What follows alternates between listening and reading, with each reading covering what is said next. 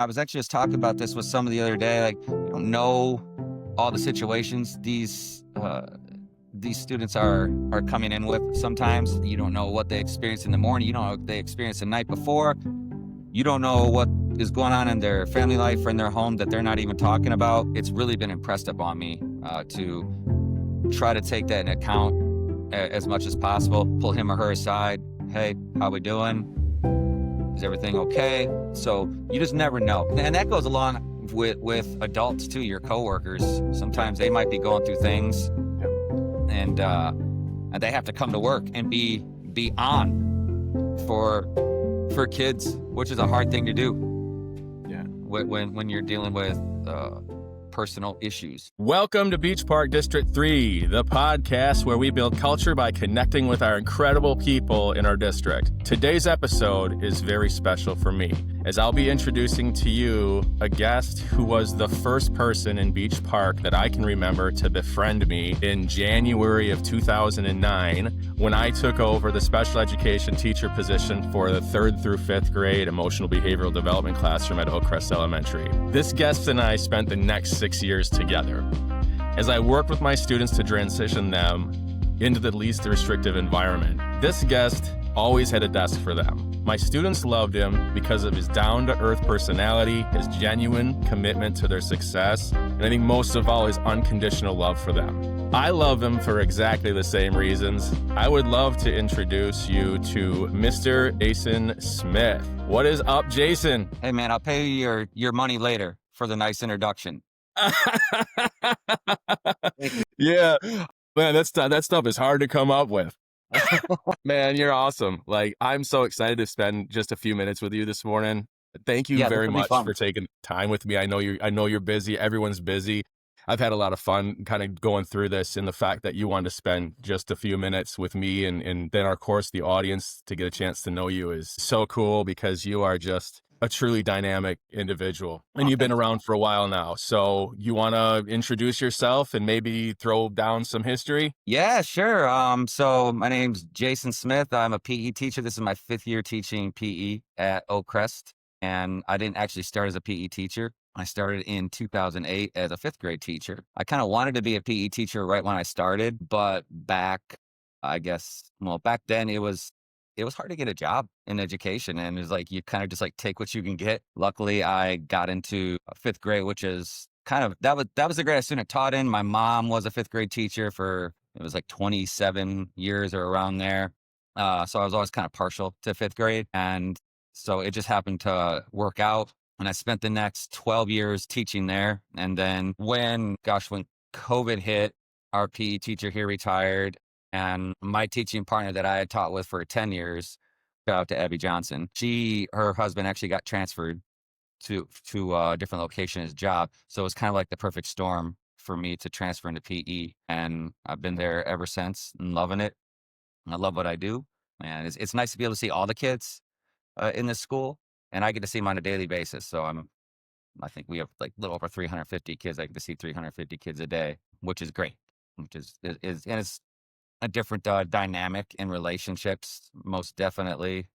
When I was in the classroom, you get to know these kids, the ins and outs of all of them. Yeah, when you started education, if I'm remembering this correctly, did you start as a paraprofessional? Were you in education first as a para somewhere, or was it Yeah, during your? so I actually started in a private school right out of college. I wasn't a teacher at first, or I didn't have a teaching certificate at first. So I got out of college with a sports management degree. And then I was kind of like, okay, now what with that? And got to do a job at a private school being the athletic director. And they were like, oh yeah, by the way, you also have to teach junior high and high school PE. But then as time went on, I really liked the teaching aspect.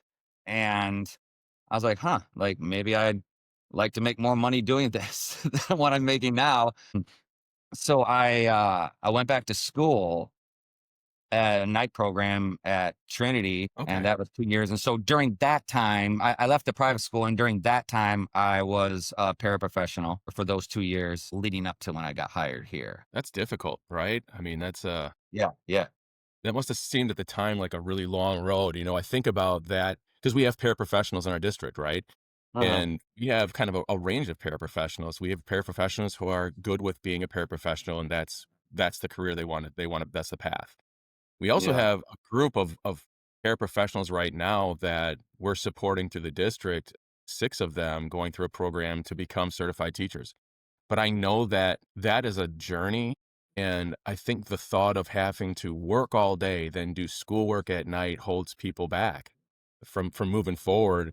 But I think maybe you could attest to it, I can attest to it. I feel like I've been in school. I mean, I'm 49 years old. I feel like I've been in school since I was 4. I'm in a program now. You kinda learn to live in that world until it's done, and it does go by pretty quick. Would you agree? If you look Yeah. back on it? For sure, for sure. And I remember when I made the decision to actually go back to school, I remember, my son was, gosh, he was just a few months old at the time. And so trying to do all that and be a new dad and do the schoolwork. This program was tough. It was like having a part-time job almost, the amount of work they wanted you to do. And then even like the amount of extra work it put on my wife because then I wasn't necessarily as fully available because I was doing my schoolwork and everything like that. So that's it, it's a lot of respect to people who are working full time. You're going to school. You're being a mom or a dad. Yeah. It's so tough, but worth it. Worth it in the end. It was not easy. It was not an easy road to. And then I went and got my master's, and it was kind of the same thing all over again. Then my daughter, she was young when I was doing my master's, and it was kind of like this like, "Oh, man, we've been here before," Yeah. and doing all that. So, And what'd you get your master's in? I got it at Concordia, just an online program. I got it in, administration. So Yeah. I got my Type 75. I don't even think they call it that anymore. Yeah. So so it shows you Principal how much preparation program. You know what? I would say that, you should probably know this, and we don't really talk about it, but I was teaching across the hall from you when you were getting your master's for your principalship for Type 75 in administration. Yeah. And you in that program really did inspire me. You were one of my Mm, inspirations to go into a program as well. When you surround yourself with people, I think that you're the average of 5 people you spend the most amount of time with. And we spend a lot of time with the people that we work with. And then we spend a lot of time with the people that are outside of work. So I would like you to know that that was an inspiration for me watching you go through it. I knew you had your children. I knew you were married. When you sit across the hall and you see somebody grinding like that, it's inspiring to say, hey, I want to do that. And what's that like? Because I think there was an overlap. Maybe you were ending your program and maybe I was just starting it because okay. I did Concordia as well. Yeah. Yeah. And that was one of your, like, what, like, 10 masters? Yeah, they're back here, right? Yeah, yeah. There's 3 of them back there. There's Yeah. gonna be 4. I'm trying to get my superintendency now, but, that's just a commitment to the district. It's this district that drives me. It's the people that work in the district. Like, I just, I really enjoy being here, and it's done so much for me. It's given so much to me, it filled my life, with value, purpose, and in so many other things, friendships that I just want to keep going, and just because I'm in a superintendency program doesn't mean I'm going to be a superintendent. I know for a fact that one thing I have learned is that I would rather be prepared to take a position when it opens than have a position open up and I wasn't prepared.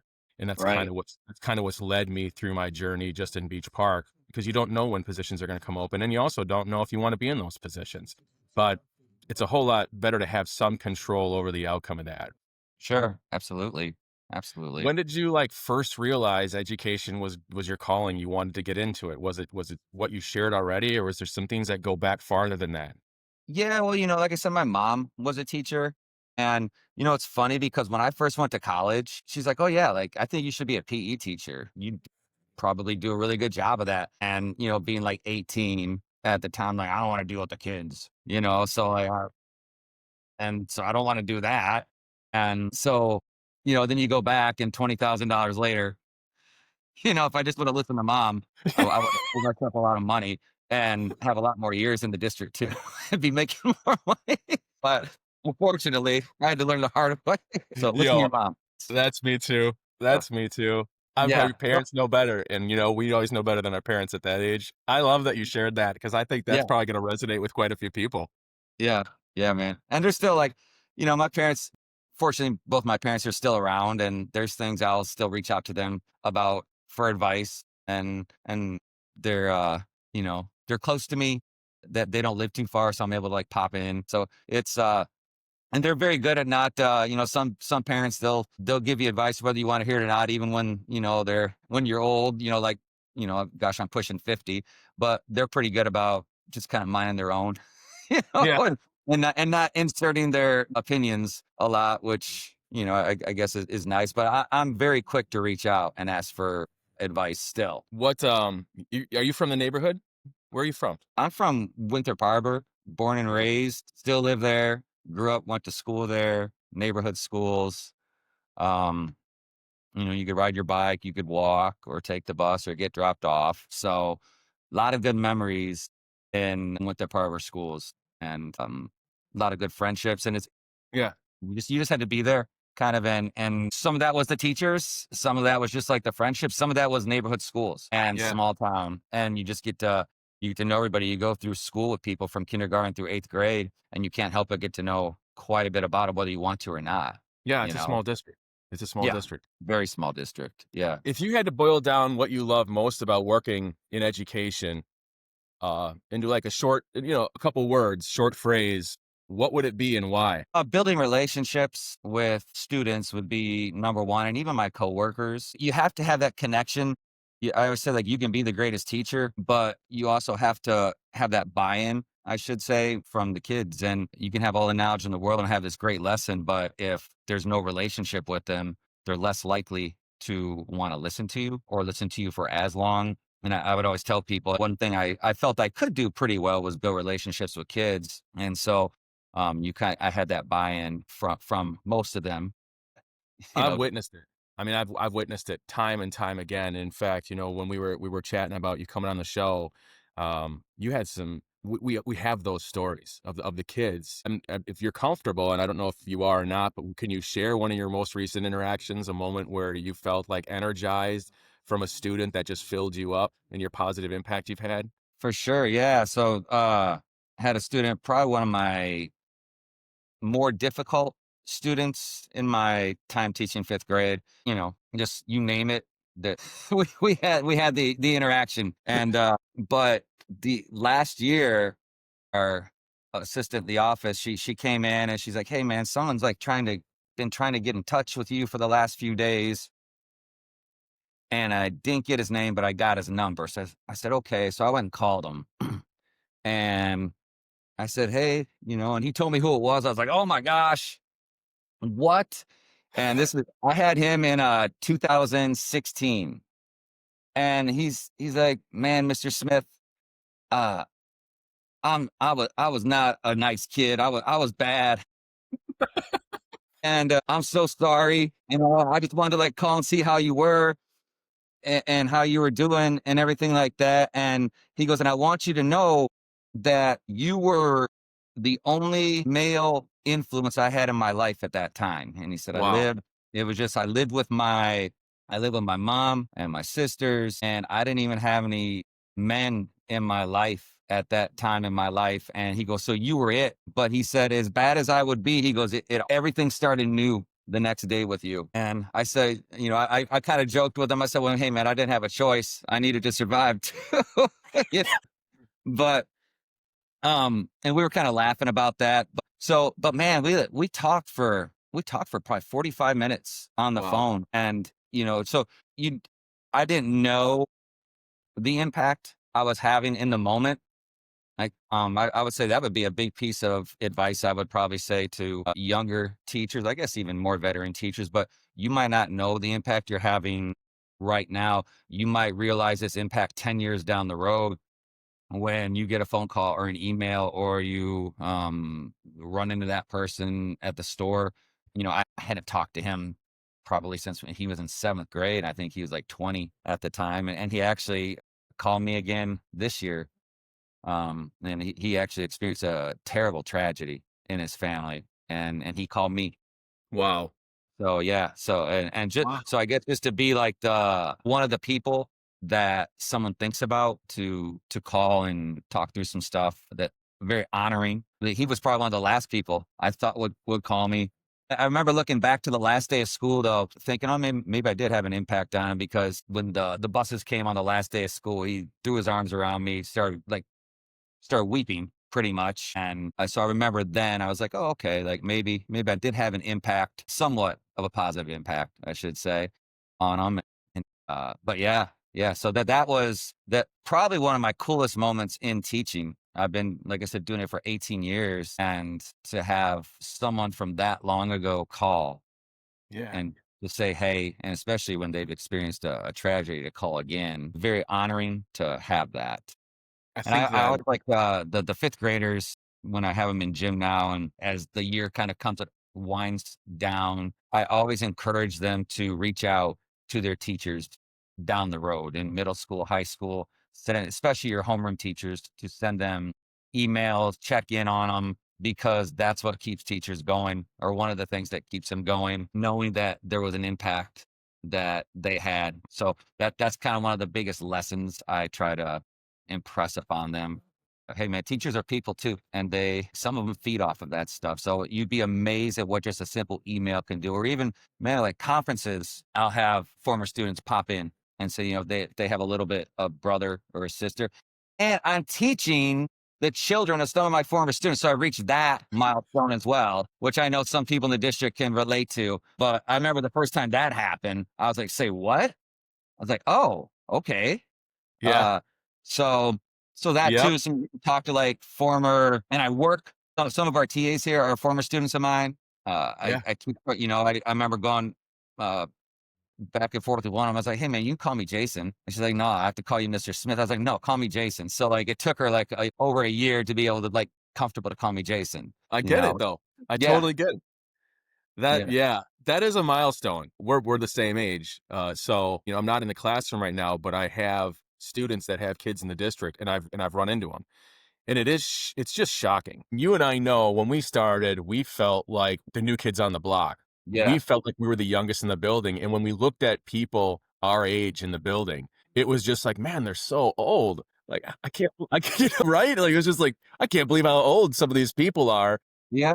And then you work with them for another 10 years when you're still at a point where you thought they were old 10 years ago. But we're those people right now. Absolutely. Neither of us had gray No, going neither on of when us we had, started. not at all. Yeah. Not at all. I look Oh my back at those God. old pictures when I'm like, oh wow, look at me now. I know. What's a core belief that you have that guides your approach to work every day? Well, every day's new, and you kind of you really have to keep in mind. I was actually just talking about this with somebody the other day. Like, we don't know all the situations these students are coming in with. Sometimes you don't know what they experience in the morning. You don't know what they experienced the night before. You don't know what is going on in their family life or in their home that they're not even talking about. So that's kind of a something that, as I've gone through in education, that it's really been impressed upon me, to try to take that into account as much as possible. I fail, I'm human. I fail at that sometimes. But I try to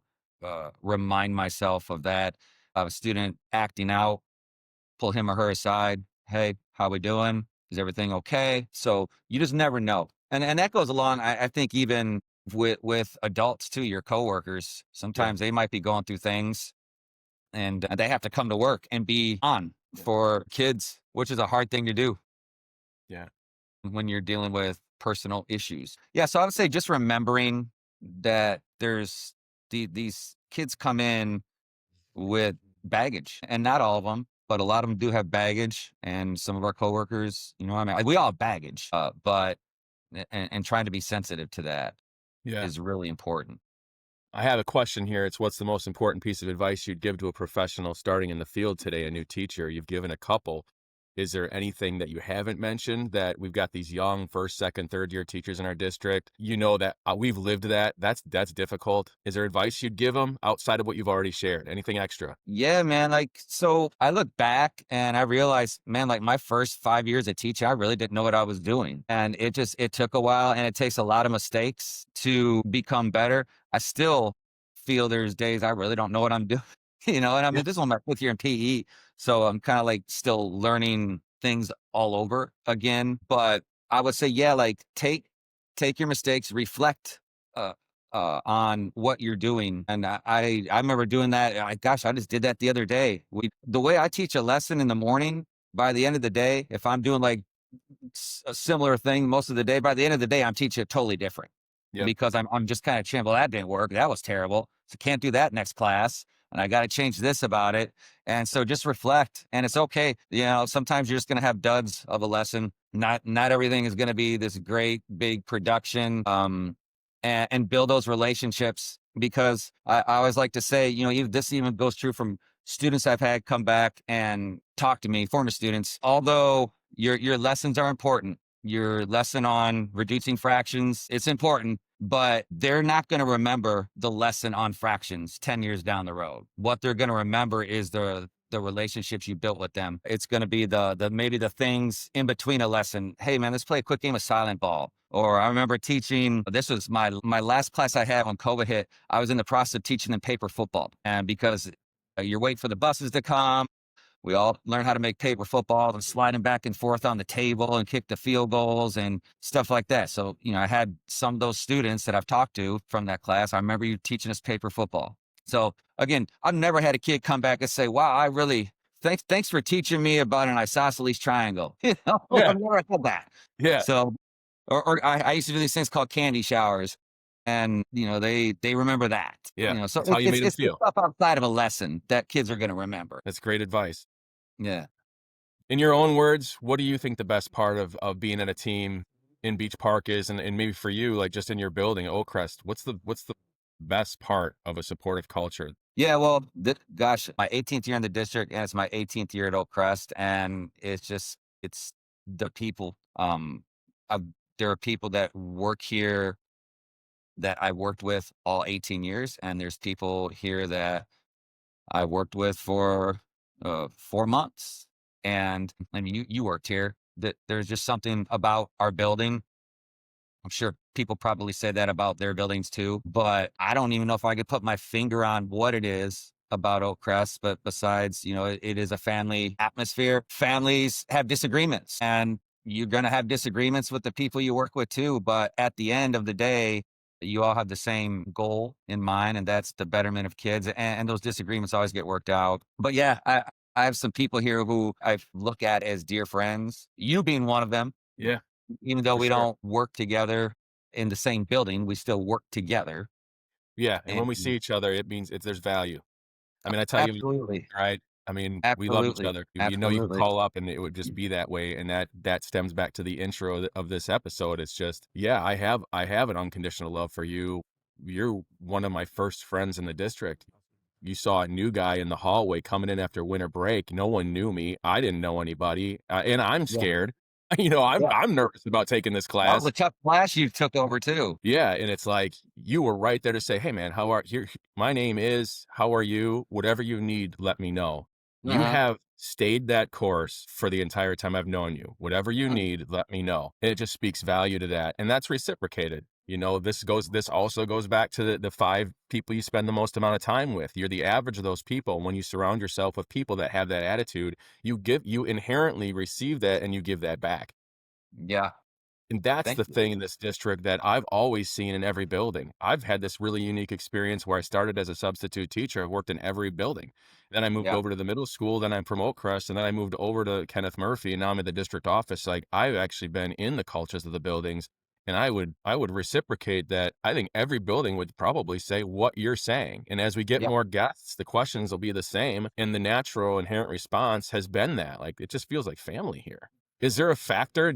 Would you say there's a single factor that keeps you in Beach Park? We know that you mentioned it was so hard to get a job in education. Now it's like education's desperate for teachers. Is there something that specifically keeps you in Beach Park? you know, I've had so many students in the past years, and you have like their siblings. I have a student now in 5th grade. I had her brother years back. I remember when she was born. And it's the families, it's these students that you just kind of grow to get to know them and love them, and you do anything for them. So I would say overall, it's definitely the students, and again my coworkers too. I mean back in the, gosh, years ago. I mean, you remember we were like always go out like having a good time and things like that. Now we got old and we don't really do that as much anymore, but you still have those relationships with people and friendships. And the grass is not always greener. You might think it is. Somewhere you might say, look, they're making more money over there. But sometimes the grass is greener because it's, under or it's over a septic field. So, so you I That was just well kinda said. like I love it here. So I've just never wanted to I've never really even thought about leaving Yeah, at all. same Even here. when times were maybe a little bit more difficult in our district several years back, it never really dawned on me to leave Yeah, at all. So yeah. I feel called here, and so I'm gonna stay here. If you ran into somebody looking into getting education, what regardless of the position, whether it be a teacher, a paraprofessional, administrator, what's one thing that you would tell them about Beach Park that would promote the district? Yeah, I would say from my experience is I've always had the support of my administration, and whether that's in my building or, especially recently upper admin, uh, Denise is willing to listen. I've talked with her about several things. You're willing to listen, and you don't get that everywhere. And it is like a family atmosphere, maybe because it is somewhat smaller of a district. Because it is a smaller district, you get to know everybody on a different level, and they are willing to listen Yeah, to what you have to say. there's a lot of Maybe access. what you want might not come to fruition, but at least you're going to be listened to. I popped in and last year and said, "Hey, man, like the Oak Crest gym needs some work. What about a new gym?" And everybody sat there and listened, and at least the ball is rolling for Yeah, that. yeah. But might take a while, but I wasn't shut down. No one No, said, "Hey, man, get out of here. That's a lot of money."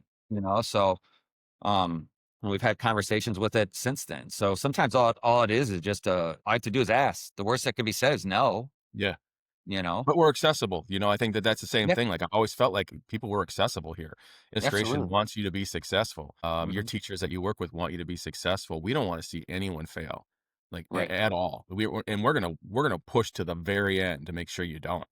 I think that's one of the best things about the district. It's why I took this position because I wanna try to build something from an HR standpoint, and I'm only just one piece of the puzzle that I felt when I was teaching. I wanna be part of a construction of a district that fosters an environment that I would wanna teach in, that I would wanna work in. And everyone's got that attitude. It's kind of Yeah. a perfect storm in administration right now where everyone has the attitude like, "How can we build something great where people wanna Yeah. be here every day and we're taking care of people?" Because I think the algorithm's easy, like, love our people. Like, all we have to Yeah. do is love our people and listen and do our best. And at the end of the day, you're not wrong. It's a no. Okay, so the worst case scenario here is no, and I'm not even gonna get that if I don't ask. Right. It's healthy. Is there a colleague, anybody in your department or on your team that recently inspired you, that made your job easier, that you want to give a shout out to? Bro, this is gonna sound like brown nosing, and I don't need to brown nose you because 'cause I've known you too long. But if people knew your story, I don't know if you how many people you tell your story to, but you should. Because you're like the just like Forrest Gump did so many things. It's like you're like, and just you in education alone. But then when I've hung out with you, and you've told me like even the jobs you've done in the past, and like you've just done, you name it, you've done it. But to watch someone who came in as a substitute and took over a behavior classroom and then went back to school and then you got hired and stayed in that room and then what'd you do, the PBIS coordinator, whatever it was, Yeah, data coordinator. Yeah, yeah, at middle school, and then you became an AP, and then you became a principal, and now here you're at the district office. And even before you took the long-term job here, you were subbing just here and there at the middle school prior to that. So to watch how you evolve from and going back to school and everything you did and the hard work you put in is so admirable.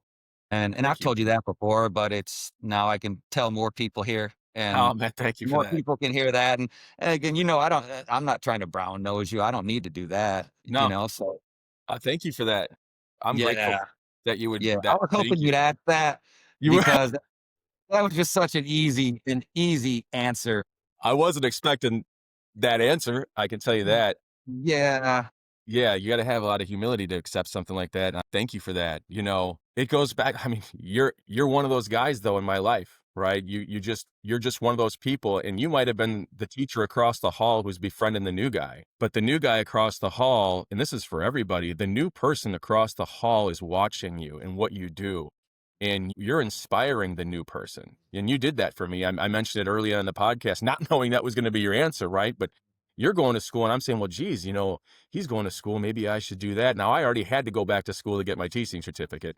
And then immediately I went back and got my administrative certificate, only because I saw this greatness in the district that was like, and you learn, if you want to make systemic change, you and I were part of just a very unique time. RTI was just beginning. PBIS Yeah. had just started, and you and I were on the committee with a great group of people to roll out PBIS in our building. It was all brand new. We Yeah. were doing lock-ins to raise money. You and I were staying up overnight. If people are Yeah, we're listening, crazy.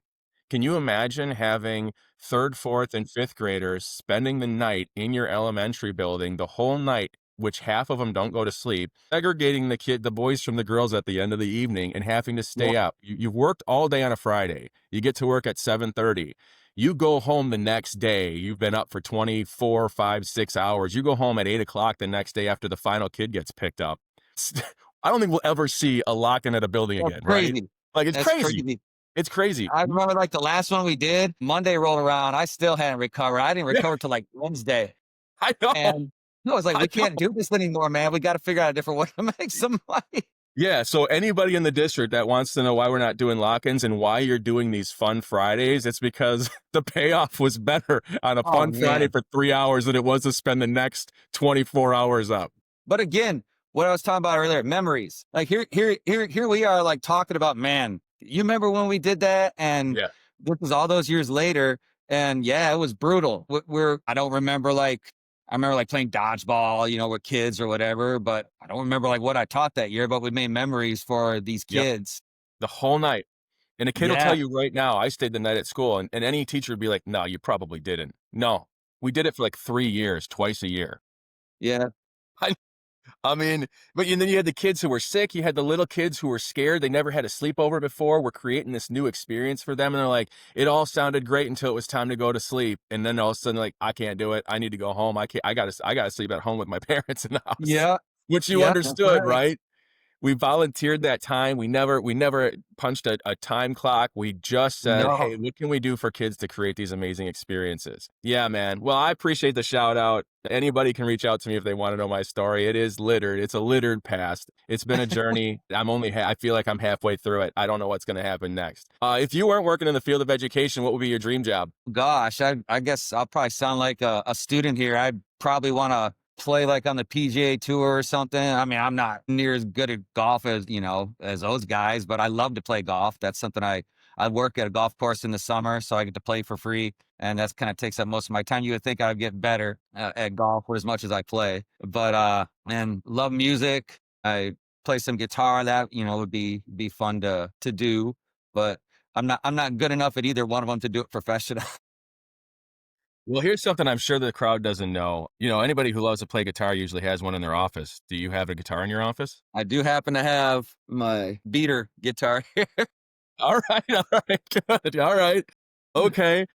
So, What gets you through the day? What's an energy boost for you? gosh, when watching kids have a good time in PE was like I don't know, like it's apparently it's an event for these kids. Like they're in line, and like the one class is leaving, the kids waiting in line. What are we playing? What are we playing? And they truly are excited to come. That's a lot of pressure. Just watching them have a good time in Yeah. PE. It is that kind of makes my day. All right. Anything you're currently binge watching or reading, listening to? I watch sports. I don't Yeah. really binge watch much. Okay. I watch like old shows, or like like The Office, or I'm Perfect. an old school. I like Andy Griffith. All right. What's a talent or a hobby outside of school that might surprise people? I think you just listed a couple, right? Yeah. Like I said, I love to play golf. Love to play the guitar, and I played the acoustic guitar for quite a few years, and just kind of recently picked up trying to learn a little bit on the electric guitar. All So, right. but that's a process too. Do you play out anywhere? Do you ever play anywhere? I play in my church. My My wife and I, well, my wife is the worship director at the campus of our church that we go to. Okay. And so I play with her and do what's called MD, which music directing, which just means I just try to do the best I can to try and Oh, make sure everybody's playing the right notes yo, and I got things a like feeling that. that Even though I might be playing some wrong ones sometimes. I got a feeling that you are just like you're maxing out on your humility, because that's a lot of involvement for somebody who just has a hobby. You're one of the band director at the church. Your wife is involved as the director. I mean, I'm I don't guessing know. you're better than Maybe it's hard to you get good guys are. help. I don't know. Okay. All right. What's the best piece of advice you've ever received? Who gave it to you? Don't burn bridges. That's my dad, Jason. Don't burn bridges. Whatever you do, don't burn bridges. Yeah. So Well, I'll you, back. you just Go never ahead. know when you're gonna you're gonna need somebody. You Yeah. know. And there's one thing I can tell all the educators in the district who are young: you never know who your next boss is going to be. If there's one thing I've learned, you just don't burn bridges. Great advice, but you never know. The reason to that is you just never know who your next boss is going to be. Right. For The next sure. person you work under, or your next teammate. If things move around in Yeah. education, it's pretty Or you're gonna fluid. need help. You're gonna need help from somebody, Yeah. possibly. And you're gonna have to walk with your head down, and be like, "Hello, I need your help." Yep. What's the best concert you've ever attended? We were just at a wedding, and you did this. What? You asked us at the table. We were sitting at. Yeah. We were actually at a wedding God, for a best previous concert I ever administrator. attended. Party, John Party, man. You were there with me. Madison, And Wisconsin. yeah, I was up in that little bar, and we were like standing right on the stage, and it was just Yep. kind of like if people who know who he is, it was kind of when he was just getting started and just about to kind of become popular. We ended up getting to park right by his bus. The guy we went with knew the owner of the bars. Yep. We were kind of got a few perks that night Yep. and everything, but yeah, what a night. That was so fun. All right, last question. You're a local resident. I have to ask you this because everyone always wants to know, what's the favorite spot to eat at in the area? Beach Park, Zion, Winthrop Harbor, someplace around here. You got to go to Pizza House down on Sheridan in Zion. I think that would be probably my number one go-to. Okay. Italian beef there is great too. Okay. So if you like Italian beef, they have the best beef, some of the best pizza around. It's kind of a Zion staple. So I Yeah. would go Pizza House. Okay. That brings us to the end. This was awesome, dude. I'm so grateful for you, Jason Smith. You guys, if you're listening, you got to get to know this guy. Now that you can see his face, say hello to him. I'm so appreciative that you would spend this time with me, sharing your passion, your insights with us. Obviously, it's clear you're in your 19th year, right? 18th, yeah. 19th year. So your commitment to Beach Park is obviously profound. It's making a huge difference. Anyone listening, you can find Mr. Smith over at Oak Crest Elementary as a PE teacher. He's always willing to pick up the phone and answer questions for you. He's got a ton of great advice. He's been around the block. He's from the neighborhood.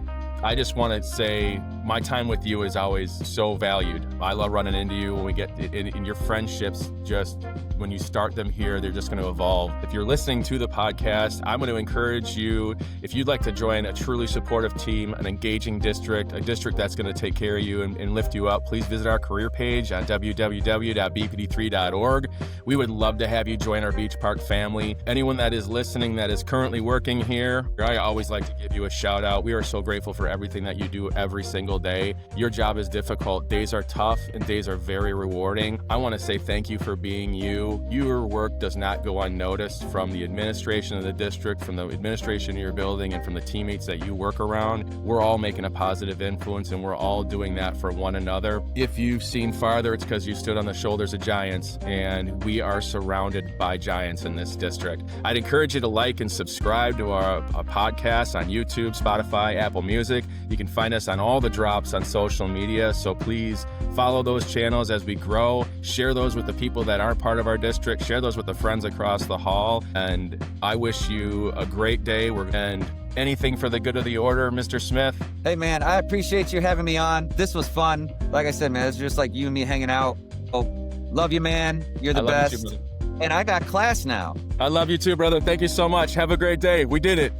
You too, brother. All right, bye-bye. All right, see you, buddy. All right.